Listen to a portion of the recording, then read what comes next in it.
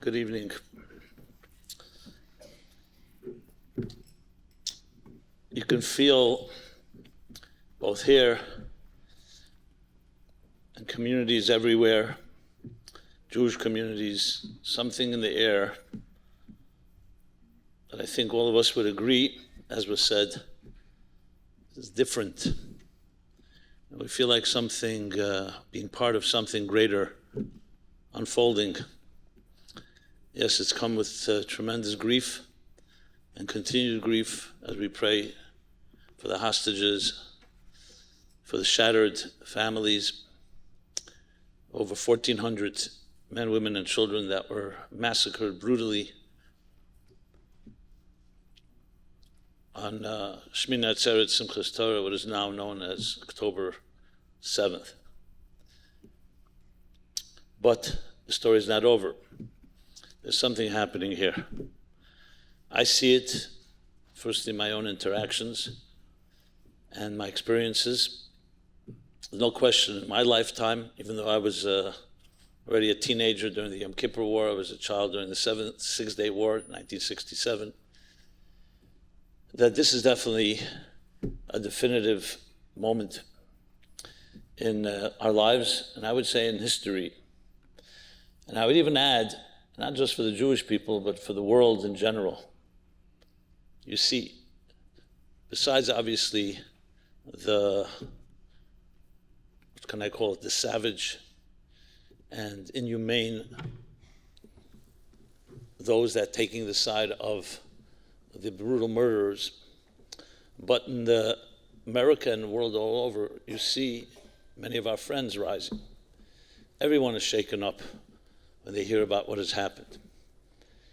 As the rabbi mentioned, we were living in a comfort zone. Our security blankets. Comfort zones are beautiful. They're a great blessing. But they also create a sense of complacency, apathy. As the guy that said to his friend, what's worse, apathy or ignorance? And he said, I don't know, and I don't care. So apathy is that kiss of indifference. To use, if I may quote Warren Buffett, that you don't know who's been swimming naked until the tide is out. So, yes, the tide is out. And now suddenly, those things that we always saw as being part of either movies or distant past or biblical, the battle between good and evil, a stark contrast, where we have to make a decision. What do you stand for? So in a way, our blessing also creates that sense of lull and a reverie, and that's all a wake-up call. Now, it's sad that it has to come through such events, but that's maybe the absurdity and the bizarre nature of human beings, that there's something that loss and tragedy and trauma does that nothing else, in a way, wakes us up that way. Why that's the case that we have to take on up with Almighty God. But I want to say this, and I think it's a sentiment that we all either have words for, or maybe we don't have the exact words. We are here as a people for close to 4,000 years, the only nation that still stands after all the great empires, many of them who persecuted us, have long fallen. When President Nixon went to China in 1971, so it was the Western world and the Western journalists for the first time were exposed to the Chinese culture, and vice versa. So they asked the Prime Minister, Chou En-lai, who'd taken over from Mao Zedong, they asked him, the Western journalists did, they asked him what is his opinion of the American Revolution. And his classic response was, it's too early to tell, is what he said. Now, this is not a pro-Chinese speech, so that's not where I'm going. I hear from people who've done business with Chinese that they don't respect anyone except Jews. I didn't say love, respect, because we're the only ones here longer than they.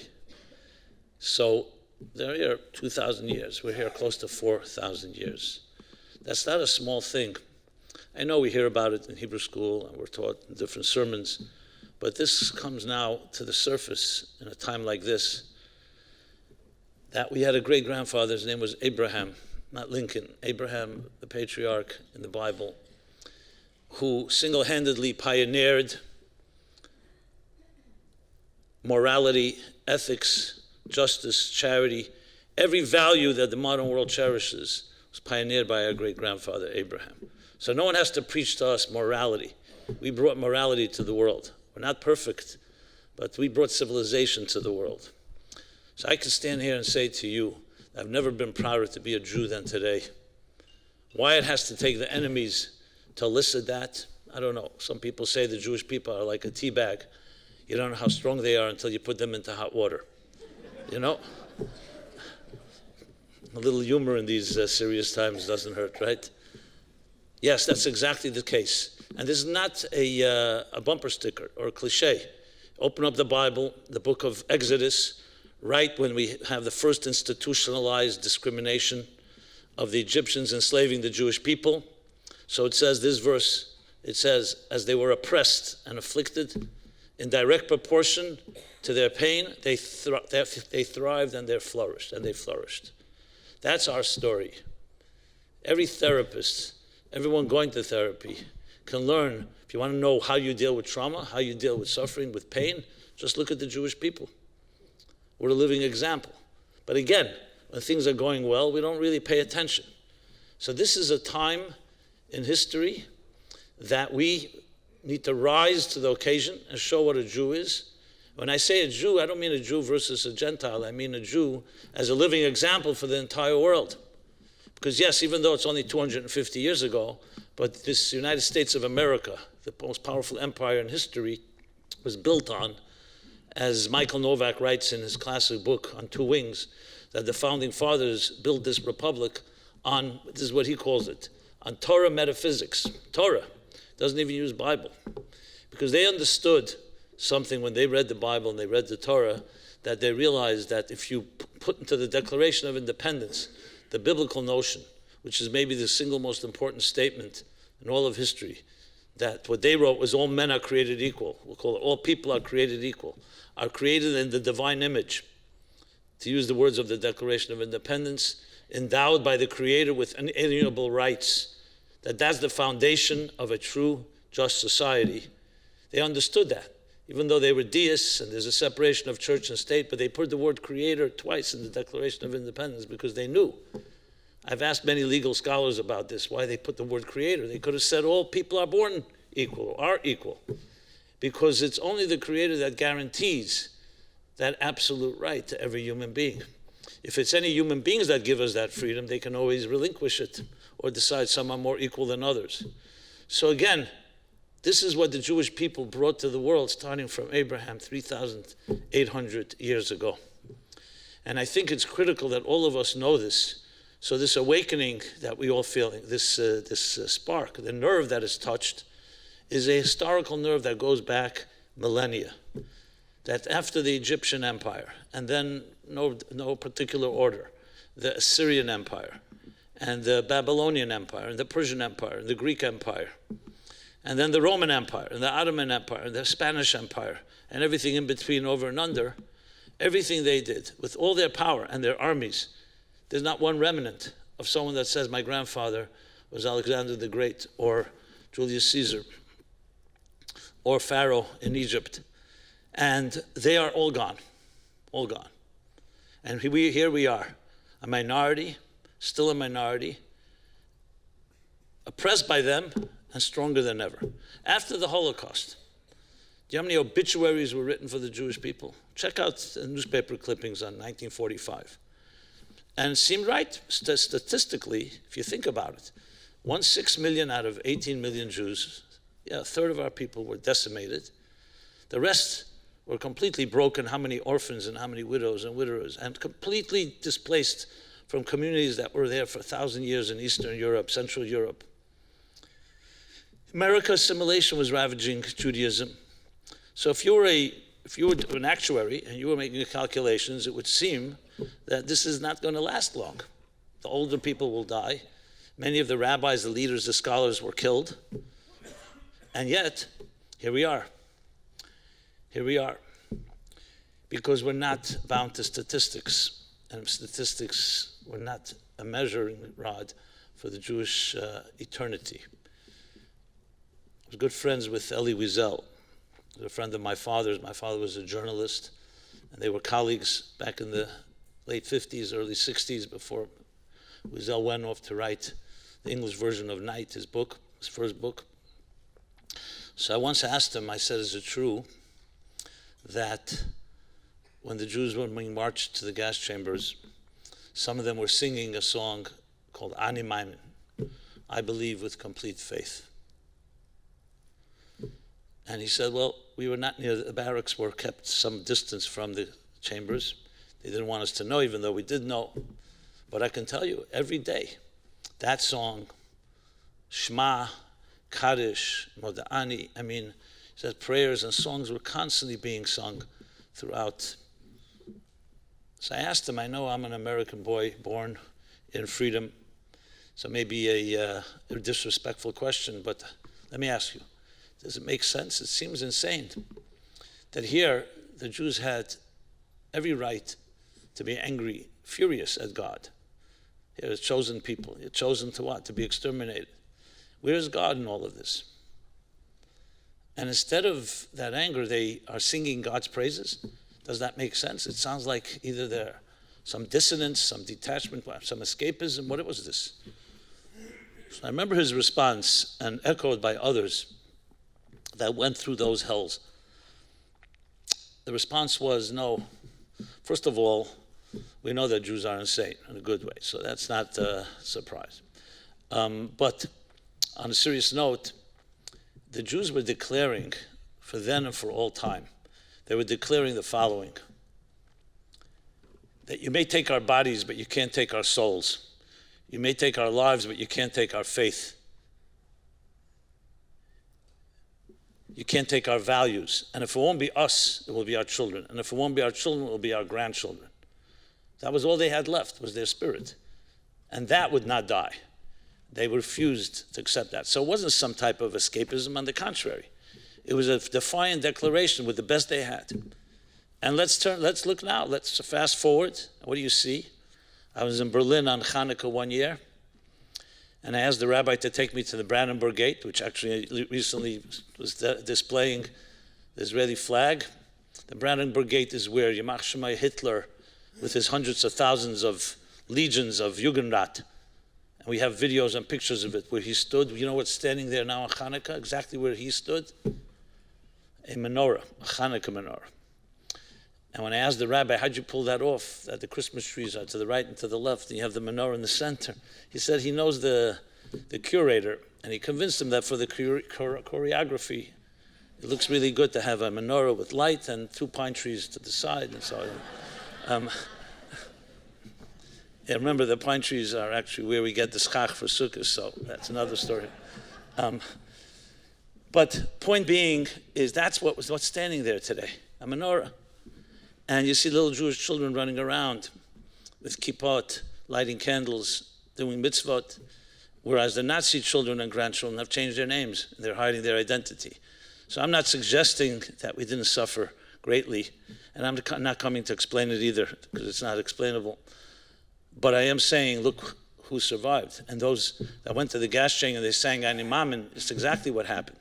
You know why? Because they knew the secret. They knew the secret that when Abraham walked the land of Israel, we just read about it in the Torah last few weeks ago, and God says to him, this land that you see right now, I give to you and to your children and to your descendants. And Abraham turns to God and says, what descendants? I don't even have a child. So God says, you'll have a child, and that child will have a child, and one day your children will be all over the world like the stars in heaven. And he took him outside and pointed to the stars. He said, you see these stars? That's my promise to you. Now, if you were living then and you were a skeptic or someone in the media, you probably would say, okay, that's nice, wishful thinking. A man can't even have a child, and it's going to have a nation. But today, you can't deny the fact. That promise was delivered. Here it is, right here in this room. Every one of you is one of those stars.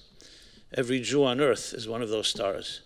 Those mighty soldiers standing on the front lines, fighting for us, protecting men, women, and children of the Holy Land, are those stars, maybe the most brightest ones of all. And we're here. Yes, maybe limping, wounded, we have our challenges, but we're here. You talk about Am Yisrael Chai, there you see it. This is called eternity. Everybody's always looking for the fountain of youth. You want the secret to eternity. You know what the secret is? Because it was never about us. It was never about our egos. All those empires fell because they rose by the ego and they died by the ego and by arrogance. And for Jews, it was always a certain sense of humility to a bigger destiny, something greater than ourselves. And that cannot die. You can kill somebody's body. You could take away their comforts, but you cannot kill that spirit. And now here in 2023, who would believe? You know, we went into the holiday season, Rosh Hashanah, Yom Kippur, Sukkot. You know, it was beautiful. Israel was filled with thousands and thousands of Americans and Jews from all over the world that come celebrate there. And then what happened on Simchas Torah, Shmini Atzeret Simchas Torah. Everyone will forever remember that Saturday morning where you were.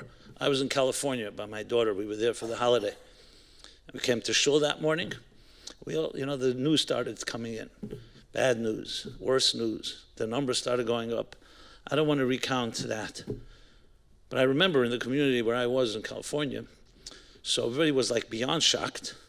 And the truth is it would only get worse before the holiday ended. So I remember they asked me to speak for the children, for the families, just to give some strength. So I said a few words, but basically I said, look, I don't know exactly what's happening, but remember, no matter what is happening, we cannot be destroyed by anything because, as I said, affliction only makes us more powerful.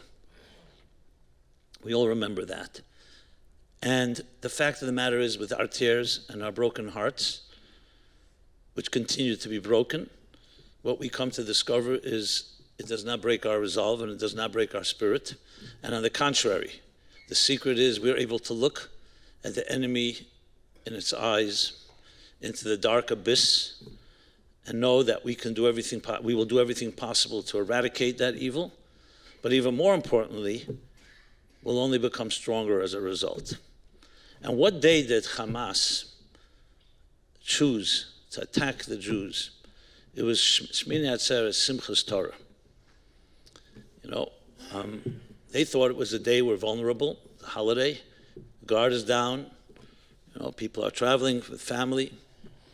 Just like 50 years earlier, Yom Kippur was also a holy day, and they chose that day to attack us, surprise attack.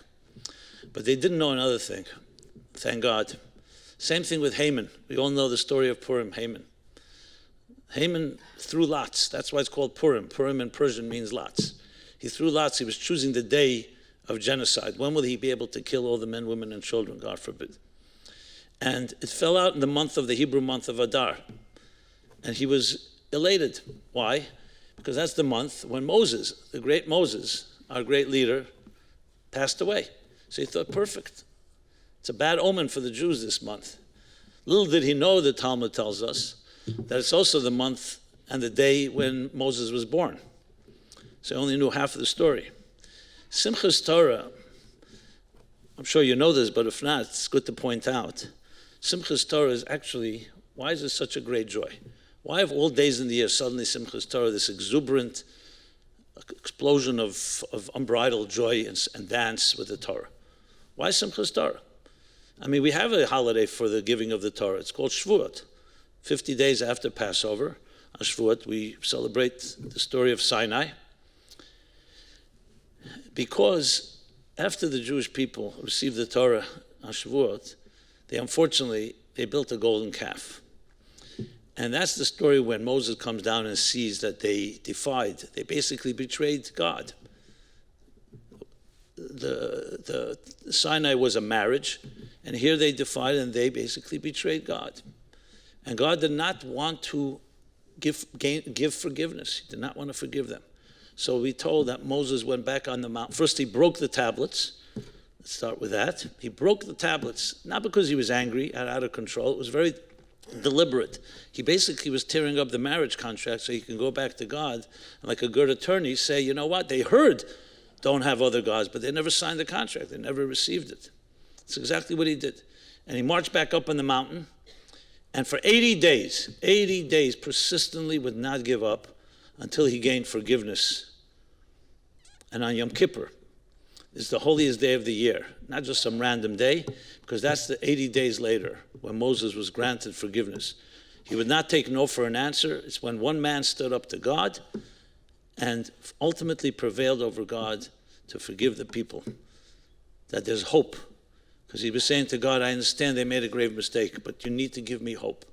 You need to give me something that I can tell the human race and tell the Jewish people that even when you make a grave error, you can repair, you can mend. And that's why we celebrate on Simchas Torah. Essentially, in different terms, Simchas Torah is the celebration of the indestructibility of the Jewish people. That's the day they chose to attack.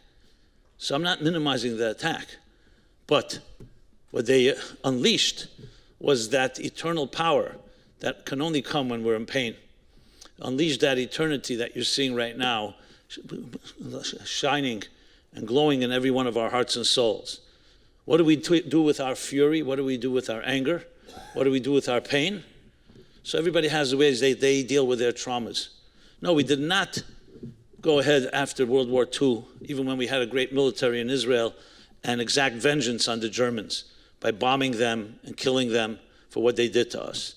Our revenge, as many Holocaust survivors will tell you, they'll open up a photo album, and with the pain in their faces, they'll say, you want my revenge? Here's our revenge. My children, my grandchildren, my great-grandchildren.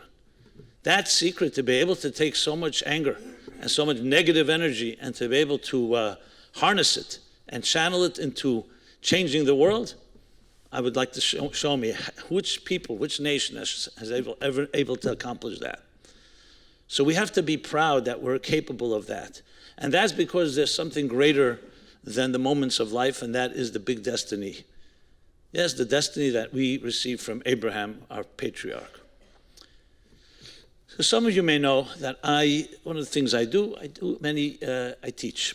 I write, I speak. Today, with the blessings of technology, you can reach many, many people. With hate, unfortunately, but also with love. So since the war broke out, or since, we'll call it October 7th, nonstop, been doing videos, short, long, and so on. Thank God they've been reaching many people. Last week, or a week ago, approximately, so one of the videos I did was a personal call to my Muslim cousins and friends. And I know that I have a big Muslim audience, actually, because we can see it from the countries. Saudi Arabia, Kuwait, Egypt, Syria, etc. And I basically, in one line, my question to them was, what would your great-grandfather Abraham say to you now? Ask yourself a question. What would your great-great Abraham? Now, I did it because I felt I know what Abraham says, and I wanted to put it out there. I wasn't being cute. I just wanted to make the statement for the record. And you cannot believe what happened. I suddenly get such a response. Yes, some hate mail, as always, but much more the other side. I get a call one day. It was Friday, I remember. I look at my phone, and on the phone it says, on the caller ID, Muhammad. I knew it wasn't the prophet, but so first I thought maybe it's a prank. I don't know. I picked it up, and yes, the guy tells me very calmly, he's a fan of mine. He's been listening to my videos for a long time, and his parents were born in Hebron before 1948. He's a Palestinian, as he called himself. But since October 7th, this is the reason he's calling, he feels there's a militant tone in my voice. I said, okay, so you found the culprit. I'm the cause of the problems, right? Is that what you're coming to tell me? He says, but yeah, you're inciting people to a religious war. Anyway, we had this, I felt that I'm not going to change his mind or anything, but I felt I have a live specimen, so maybe I can just see what is it like and how many people are like that, like him. Now, he was extremely cordial. He was respectful. He kept thanking me, taking the call, and so on. But that made it even more chilling, because he didn't use any negative language. And basically, I don't want to even share his narrative, complete opposite narrative. And I finally said to him, look, I don't know why you called me, because clearly you're convinced, is it possible? You seem like an he lives in South Florida, just for the record. Yeah, I asked him which shul he goes to, but he told me he cut off from all the Jewish friends. They're too angry, he tells me. That's his story. But the story is the exact opposite of our story. It's unbelievable. So I said to him, is it possible that you've been brainwashed, like from a young child? Maybe they just told you a story that's not true. Because I don't know where you come from. Yes, it's possible. I mean, to his credit, he didn't tell me maybe you were brainwashed. Because he did. He was speaking to me with a certain deference. I mean, that was what was so odd about it. And he's been trying to call me since. I don't take his calls anymore.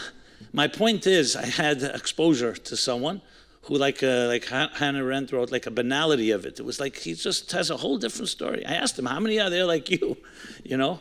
And he's actually, he doesn't call himself religious. He's agnostic, but he's Muslim culturally. That's that side of it. Then another guy contacted our office. He's born in Bangladesh. He's a Muslim. And he lives in London. And he's actually extremely pro-Israel. And actually, I did a podcast with him last week. So if you check it out on YouTube, you'll see it. The reason I'm mentioning this is because usually, these are not the stories you're hearing in the media so much. I feel that I'm not naive. I'm not trying to change people's minds, especially haters. But there's a big world out there. And I firmly believe this. We have to do everything possible to eradicate every one of these murderers and not leave the possibility for them to do this again. I think we all agree on that, no matter how liberal we may be. Because once it's proven to be a Nazi is a Nazi. And they will come after, and any one of us was there, we would have been a target. That's not even a question. They weren't choosing exactly, based on any particular Jewish demographic. So that's a given. But many people, I hear this question from many, especially young, but also generally Jews are asking, so is that our victory, to destroy our enemies? I mean, and rightfully so. Not only is it questioning that, but is that what we stand for? Are we like anti-Semites? Is that our vision? And that disturbs me because that's not our vision. That's a necessity that was forced upon us, that we have to do whatever it takes to protect ourselves. That's not our vision. Our vision is actually Abraham's vision, to bring love into this world, to bring God into this world, to bring a higher sense of values and transcendence into this world. That's our battle. So I'm thinking to myself that, as I said, we can't justify, and I'm not going to in any way try to explain what happened, but after the fact, is this not a wake-up call of us standing up? What do we stand for? And I have no doubt that we are the children of Abraham, and we have to have a war now. We have to unleash a battle that is more passionate and more powerful, committed to love, than they are passionate about evil and darkness. That's what a Jew stands for. And I have no doubt that the entire world is watching, every one of us. And they're looking for that, because in some way, even subconsciously, even anti-Semitism itself, which nobody can really understand the rationality of it. Why do you just hate a Jew? For what reason? What they do to you? That perhaps in some way it's a materialistic world, hostile to that transcendent message. What do you think happened when Abraham began to teach the morality and ethics of his time? He was shunned because it was a pagan world. The leaders of the world were interested in power and control. It was a world of survival of the fittest. Dog eats dog, and whoever's more powerful is more powerful. As I said before, it's only 250 years ago where we have the first institutionalized democracy, where freedom, where individual rights are valued. What was the world like before 250 years ago? Who ruled? Monarchs, the church, despots, totalitarians, fascists. Some were benevolent, and most weren't, but we were at their mercy. Abraham fought, and it took thousands of years for the world to begin to embrace these values. So maybe we've lost the moral compass. I say we, I don't mean myself or us necessarily, but look at the universities, so-called the bastions of what's supposed to be academia, the brightest and the greatest. How'd they lose their moral compass? It's because when you have a godless system, that's what it is. They say Bertrand Russell once did something unethical. And the Board of Ethics in the Cambridge called him in and said to him, Professor Russell or Dr. Russell, you teach ethics. How could you behave so unethically? So he said, look, I also teach mathematics, and I'm not a triangle, you know? Okay, obviously nobody's perfect, but contrast that with a beautiful teaching from Maimonides. The Rambam writes, you want to know who's a wise person? You want to know who is a brilliant person? You don't look at their intelligence. You don't look at their books and the papers they wrote. You don't look how well they argue and how well they can deliver proofs for any logical argument. You know what you look at? How they behave. You look at how they walk and how they talk and how they eat and how they drink and how they sleep and how they deal with other people. That's the true sign of wisdom. You see, what Russell was saying, yes, we understand we're not perfect, but he was actually like almost proud of it, that you don't have to be, what you teach is not who you are, and who you are is not what you teach. Obviously, none of us, no teacher on earth is a perfect human being, but that's not something we're proud of. The standard is one that we're aspiring to. Because in Judaism, you see, ethics and morality goes hand in hand, not just because it makes sense. It's because we answer to something greater than ourselves. We're accountable. The thing that many people just don't like. And much of the Enlightenment, as much as they were enlightened, Voltaire and the others, they were also rabid anti-Semites. Explain that. Such open-minded people. Because when you don't have an accountability to something greater than yourself, then you become God. It's called self-worship. Now, usually it's pretty innocuous and it doesn't seem dangerous, but then suddenly things like this happen, you see what happens. Now, I'll say the good news is, I think the majority of Americans, the majority of the world, have been affected by Abraham and do value, and that's why you have this pro-Israel sentiment. I know some people feel it's a window of sympathy, and that window may close soon, and maybe it's closed already. Possibly, but the fact of the matter is, we do have institutionalized governments like this country. Despite the anti-Semitism and despite many of our flaws, the bottom line is it's part of the institution that you can not discriminate against a Jew. Now, I know some people fear that may change. I'm not one of those. I did grow up, as was mentioned, I sat at the feet of the Rebbe, the Lubavitcher Rebbe. And he was a man that saw pain. He grew up, he was born in Tsarist Russia. He saw the Russian Revolution with his own eyes. He saw the Bolsheviks take over. He was in Berlin when the Nazis were coming to power. And he was in France, in Paris, when they occupied France. So he's been around. It wasn't like someone from an outsider. And he felt absolutely that the message of Abraham and the vision of Abraham has permeated and will continue to permeate the world. Now, we have major challenges today. There's no question about it. I firmly believe that every Muslim can be reached. There are real haters. The real war is not on Gaza, and it's not on the battlefields. The real ultimate long-term war is in the minds of their children, what they're being taught as children. Nobody likes to go there. You know, we don't infringe on their sovereignty. But that's where the war has to be fought. But I will say this, the Christians over probably close to 1,800 years were savage beasts, especially when it came to Jews. Some say the Holocaust could not have happened without Christianity, even though the Nazis weren't particularly religious. But it was the climate that allowed for it, that there was a certain anti-Semitic feelings. And the Christians did build a country like the United States and other democracies in the world. So why can't we believe that Abraham's message will ultimately also reach the Muslims? Now, I'm not suggesting all the Muslims are terrorists. The other way around is true, but and therefore I think there are many that can be educated. But that's not the discussion for right now. You know, right now there's a war to be fought, and it's being fought, and hopefully they'll do what they have to do and finish it off. But the real message is this, that you and I, as the rabbi mentioned, also have a spiritual war to fight. That's the war in our own hearts, in our souls, in our families, in our communities. So I think it's critical at a time like this that when the annals of history are written, we don't want to go down and be remembered that we were just shocked, that we cowered in fear, we were overwhelmed. We want to be able to say that we did everything possible. Firstly, to eradicate the evil. We were not silent, but more importantly, we taught the world and we taught ourselves what it means to be Jewish. You know, our children are watching us now. You know, not watching actively, but they see. Whatever we do now will be a lesson for them for life. What do you do when there's a crisis? What do you do when things like this happen? So yes, we can hide the fact from many of our young children perhaps, But I don't know if that's what the intention is. Obviously, we don't have to share with them all the grotesque and all the disgusting details. But we have to share is that the world was created by God, and there is two paths that we were given: the path of life and the path of the opposite of life, death. The path of light and the path of darkness.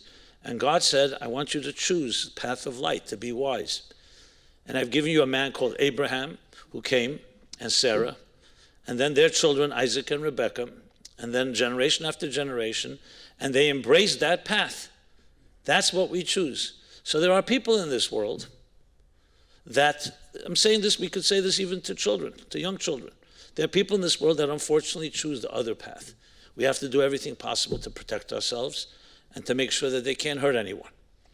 But more importantly, that has to elicit in us a stronger commitment to the good and not take for granted our blessings, not take for granted our legacy. So this is a time where we can actually literally change lives. As I said, it's very hard to get people's attention generally. Now it's not difficult at all because everybody is on alert. Everybody wants to know. So I want to make a few, if I may, practical suggestions, in addition to obviously the reason we're here this evening, which is so beautiful to see the community coming together, empowering the youth in this way in the support of Israel. And you see the focus here is not just teaching people about anti-Semitism and the Holocaust. The focus is bringing more light, bringing more unity. So here's the bottom line. My father, as I mentioned, was a journalist. He would often tell me there are three types of people. People who make things happen, people who watch things happen, and people who ask what happened. You know, the Jewish people, as I said, going back to Abraham, always made things happen. We made things happen. We didn't wait around. It's called being proactive. You initiate. You don't just react. You're not just a spectator, a bystander, an observer. You know, we make things happen. So again, when we're comfortable, we're sometimes not motivated to do that. Maybe we do that in our businesses, we do that in other parts of our lives. But now, this is a moment of truth. A moment of truth. What are you ready to fight for? So why not bring your family together and ask them, let's list 5 things we're ready to fight for. And when I say fight, doesn't necessarily mean physically fight. It means you're ready to give your whole life for it. It's so important to you. It's a priority, not an option. And let us deploy that proactive side within us when it comes to what it means to be Jewish, what it means to be godly, what it means to be holy. You know, talk about Israel. Israel occupiers, all the narratives, the propaganda narratives, colonialization, all those trigger words that clearly Madison Avenue is being paid by somebody to propagate. Israel is a holy land. It's a land that the Jewish people have lived in, starting from Abraham, thousands of years. Why? Because its first export as a startup nation is not just technology. Its first export is, as the verse says, from Zion will come Torah and the word of God from Jerusalem. That the morals and ethics, the laws, the mandate that God gave the human race comes from Israel. That's our integral connection. There's a medrash that says something fascinating, that if the nations of the world knew the blessings that the Jewish people bring to them, the blessings that Israel brings to them, the blessings that the Holy Temple brings to them, not only would they not attack Israel, they would surround it with legions to protect it because it's the source of their blessings. So think of the irony. That's a mild word. I don't have a better word right now. What do you think about that? It's unbelievable. As Abraham was said, those that will bless you shall be blessed. So God bless those non-Jews and some of the Christian right as well that get up and say that unabashedly and unapologetically. They recognize it, and many recognize it.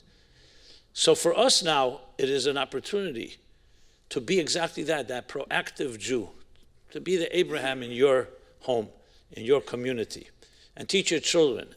And it comes down to practical things. Not obviously the mitzvot that we've been talking about have been talked about, putting on tefillin, lighting candle, a mezuzah on the door, and many other mitzvahs that people are embracing or re-embracing. Unity, of course. We've seen a lot of disunity and divisiveness. Unity, unprecedented.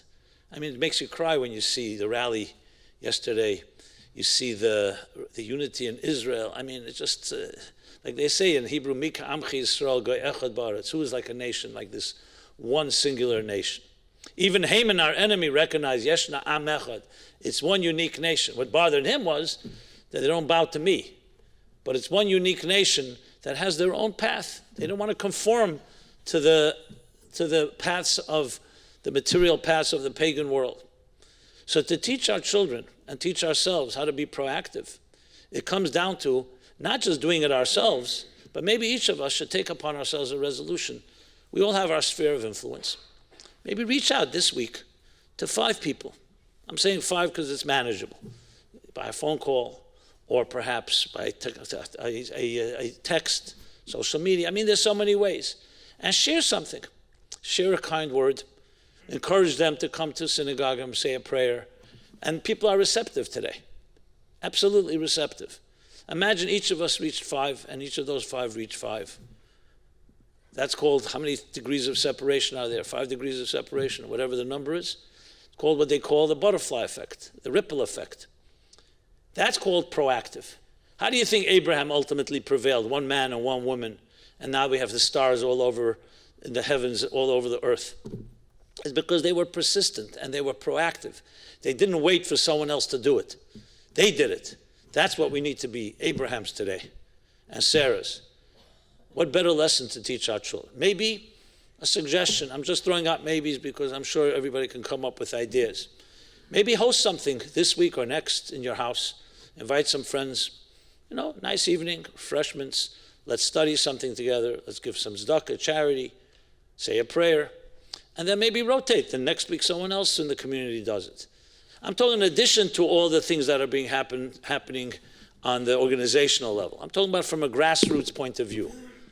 Because I honestly really feel, and this is heart to heart I share with you, these events today, the only way we could ultimately redeem them is that we use these events, these tragic events, and the war and all that, to create an unprecedented revolution of goodness and kindness that's more powerful than all the pain and all the darkness that we're seeing. So when history is written and look back in 2023, we'll say, yes, there was a war and there were things that catalyzed, but you know what it ended up? It ended up the Jewish people creating a spiritual revolution in the same level of the biblical Abraham that changed the entire world.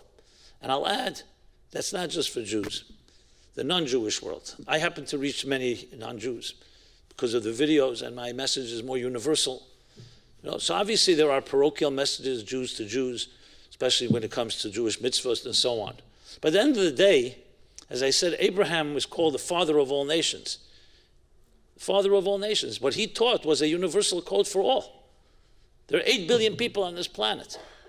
8 billion people on this planet. Everyone was chosen by God to be here and was created in the divine image. Whether everyone lives up to that divine image is another story, but that's what's expected. So why shouldn't we, as children of Abraham, say to everyone, remind them that this grandfather of all of us taught us something.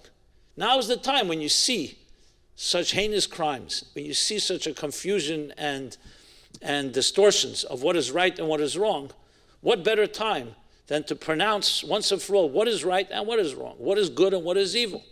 But most importantly, the point here is not the war only against evil. The point is the war for good is stronger than the war against evil.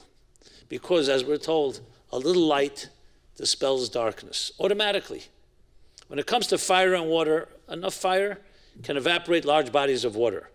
Enough water can extinguish great fires. When it comes to darkness and light, try it out. Little experiment. We're coming to Hanukkah soon.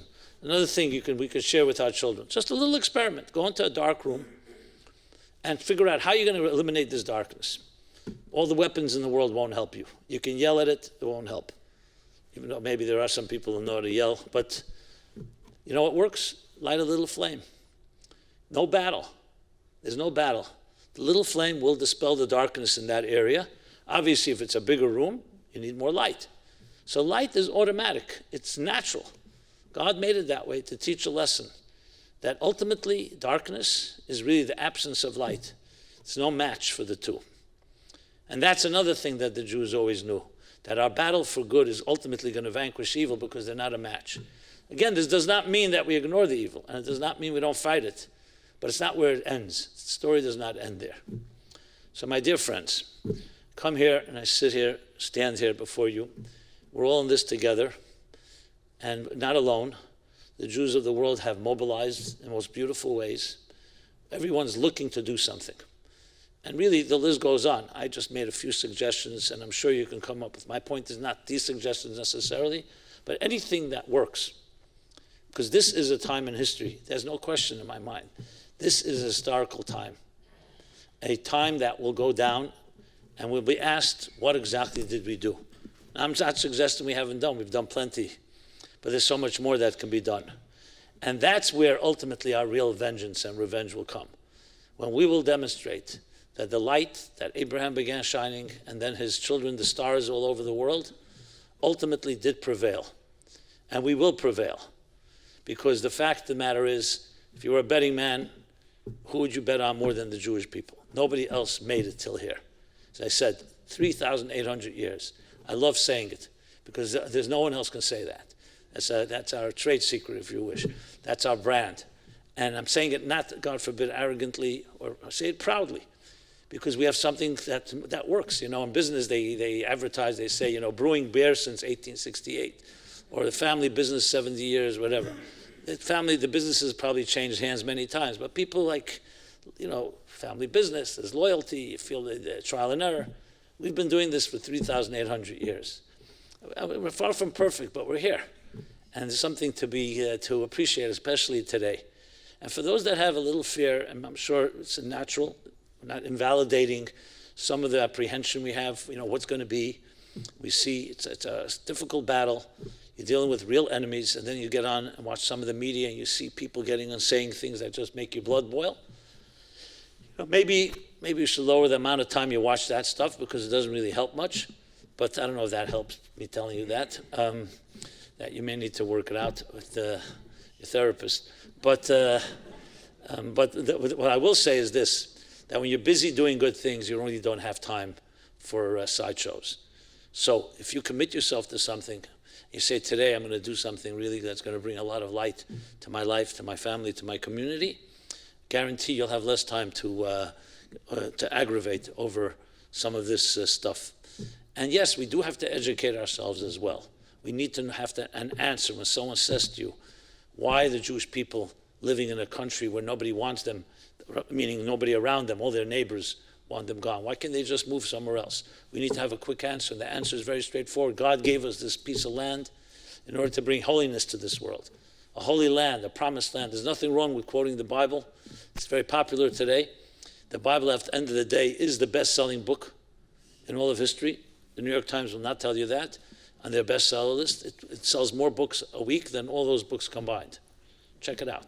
So that just tells you a little more of the distortions out there. You know, they don't. At least they should have a disclaimer that, by the way, the Jewish Bible is the best-selling book in all of history. Okay, but that's just a little aside. But to conclude, let me say this. This is a time in history, and I feel, based on what I was taught, as I said, the Rebbe, a great visionary, passed away 30 years ago, but his message reverberates within me, resonates, because he was a true Moses in his time, a real leader. He saw things.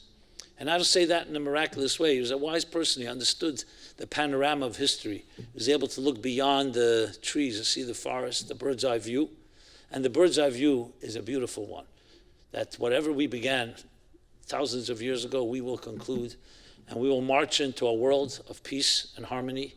And all the nations of the world, all the nations will celebrate one God and will pray in the same temple. It will be called the house of prayer for all peoples. And we will be a light unto the nations that we can begin being right now, even more than we have been till now. And you'll be surprised the respect that people will have when we behave that way. Ultimately, the Jews shine most when they live up to their legacy. Yes, we have doctors and we have lawyers and we have scientists and we have brilliant Jews, Nobel Prize winners. But an Abraham, greater than them all, because he pioneered everything that makes this life worth living, all the values that we cherish so. And we're proud to say that's our grandfather. in an unbroken chain, each one of us. So God should bless, especially the first leaders, the military, standing on the front lines, fighting, sacrificing their lives for the innocent men, women, and children in the Holy Land, in the Promised Land. God should protect Jews in the Promised Land. God should protect all of you, every Jew on earth. As we say in the prayers, and we say in the Psalms, and all the different blessings we give, and God should protect all innocent human beings on this earth. And we should ultimately eradicate all the evil in the most painless possible way. The hostages should be released unscathed. And may we all say amen. And may we together march in our lifetime, see how we transform this world with goodness, with more passion to the goodness than their passion for evil. And then we will usher in personal and global redemption, personal and global peace forever and ever. Thank you so much.